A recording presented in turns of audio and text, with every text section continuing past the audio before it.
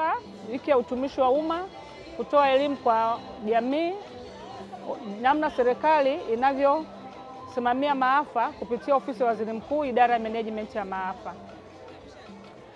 Tunaelimisha jamii namna ya kujiandaa, kuzuia, kukabili na kurejesha hali pale maafa yanapokuwa yametokea.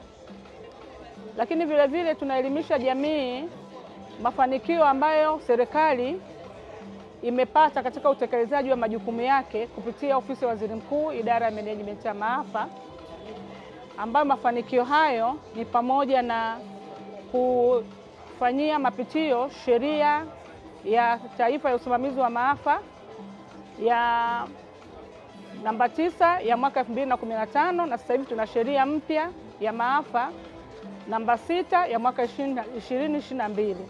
Lakini pia serikali imepitia sera ya maafa ya mwaka 2004, na sasa kuna sera ya usimamizi wa maafa ya mwaka 2025. Zaidi ya hayo, serikali imefanikiwa katika utekelezaji wake wa usimamizi wa maafa kuwa na mifumo ya ufuatiliaji wa majanga ambayo inarahisisha kutoa tahadhari ya mapema kwa jamii ili waweze kuchukua hatua ya haraka.